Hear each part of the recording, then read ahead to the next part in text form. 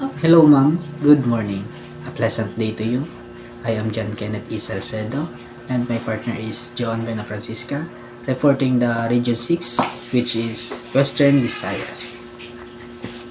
For historical background of this region, it was created by the virtue of Presidential Decree Number 1 as part of the integrated reorganization plan of President Ferdinand Marcos Sr.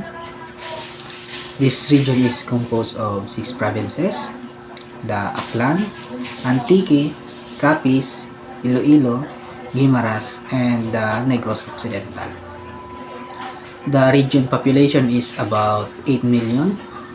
The major livelihood is agriculture, fishing, tourism, and rich in sugar industry. The language spoken is Hiligaynon, Hinaraya, and Aklanon. This region is composed of 6 provinces, several cities and municipalities, and 1,000 of barangays. To be exact is 4,051 barangays in all in this region. For the languages and dialect spoken in this region, let's talk the breakdown of this dialect.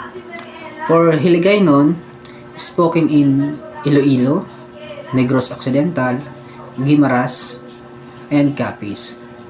For Kinaraya, spoken in Antique and some parts of Iloilo, Capiz, and Aklan. For Akeanon, spoken in Aklan. For Malaynon, spoken in Aklan also.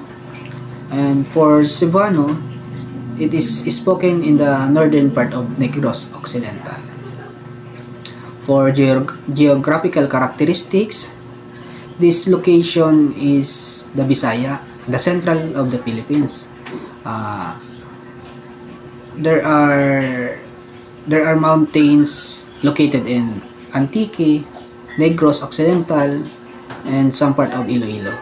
For islands and coastal areas located in some part of Aklan, Guimaras. For the climate, there are 2 types of climate in this region, the wet and the dry season. For the natural resources, it has beaches, forests, rivers, marine biodiversity. For disaster risk, we have typhoons, flooding, and landslide. Aklan is known as the home of abaca and piña fibers. The capital of Aklan is Kalibo. It has a total land area of about 1,853 square kilometer. And this is also known as the oldest province in the Philippines. For location of Aklan, Aklan is located at northeastern portion of Panay, Sulu Sea on northwest, Sibuyan Sea on the northeast, Antique on the west, and Capiz on the south. It is said to be the oldest province in the Philippines, organized in 1213 by settler from Borneo. It was inaugurated as the independent province on November 8, 1956. It was originally known as the Minoro It Akian. For the food, famous food of Aklan, we have inubarang manok, a traditional Aklanon chicken soup cooked with coconut milk, ginger, lemongrass, and local spices. It has a creamy and rich flavor. So, kung baga digdi sa tuya, napunta na adobadong manok o niluto sa gata. The second one is binakol. The native chicken soup cooked inside a coconut shell with coconut water, ginger, and vegetables. It has a unique and refreshing taste. Kung hilong ta sa picture, garo man lang tinola. And the third is lechon manok. Roasted chicken that is well seasoned and juicy. It is commonly served during celebrations and special occasions. Lechon manok is common na yan sa tuya. Kapag may makapasyon, very common na yan. Tighanda talaga. For festivals, ati-atihan festivals in Kalibo, Aklan. Celebrated every third Sunday of January. It is the revelers in colorful costume and bodies painted black and their face made up of grotesquely. A celebration of the treaty between the Ati and Malayan tribes who settled in the island when the Spaniards settled in the region and covered the Malayans to Christian religion. The festival was celebrated in honor of the Holy Child, Santo Niño. For historical attraction, the Freedom Shrine dedicated to the 19 martyrs of Aklan who started the revolution against Spanish. Second one is Kalanchaw Shrine, Bataan. Once the seat of government of Braha Bendahara, Kalanchaw promulgator of the famous Code of Kalanchaw. The cultural attraction is the Museo at Aklan in Kalibo, a repository of antiques dug up in Aklan which trace the province's rich cultural and historical past. Also houses famous work of arts. For natural attraction, the Boracay Island in Malay, the paradise island of the Philippines. It is world famous for its fine lovely palm, plain sugar pine, white sand beaches, azure water, coral reefs, and rare shells. Its area is 1,083 hectares, consisting of 3 barangays, Balabag, Manok-Manok, and Yapak. Also, the natural attraction is the Ignito Cave, Buruanga, locally known as the Elephant Cave due to its appearance. The beautiful milestone formation of stalagmites, stalactites, and the other crystalline structures above. It has a skylight in one of its chamber that lets in a soft glow of light and noontime. Also, the natural attraction is the Hawili Falls, Tangalan.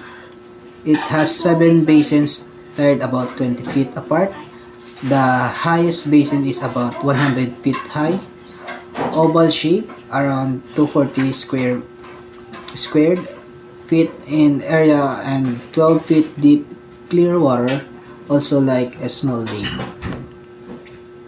For geographical characteristics, it is located in northwestern part of Panay Island, Visaya, of course. It is more in coastal areas and white sand beaches, the rivers, and for mountains interior is also has in Aklan.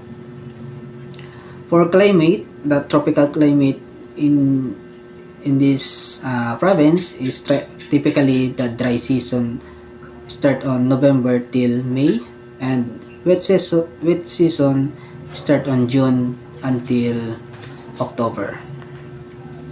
Next is the Antique, the Gemstone Country. The capital is San Jose de Buenavista.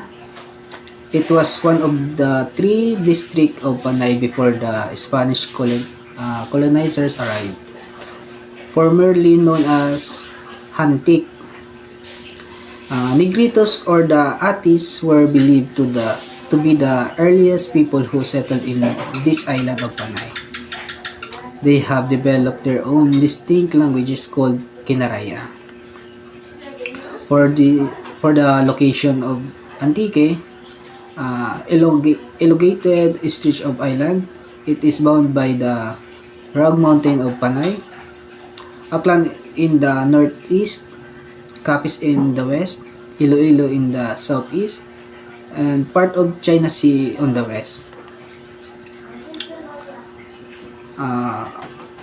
This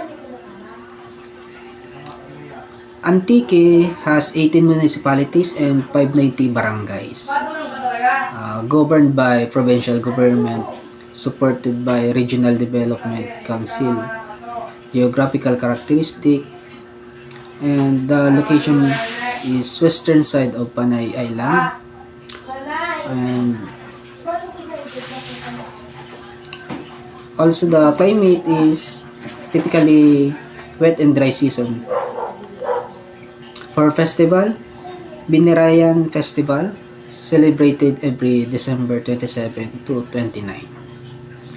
It was started in January. It was started in San Jose 34 years ago by the late Governor Ebilio Javier, brother of former Congressman, now Governor Ezekiel B. A week-long festival of colorful street parades, beach shows, plaza concert, and beautiful concert. Binirayan or Binaray or sailboat in Canaraya.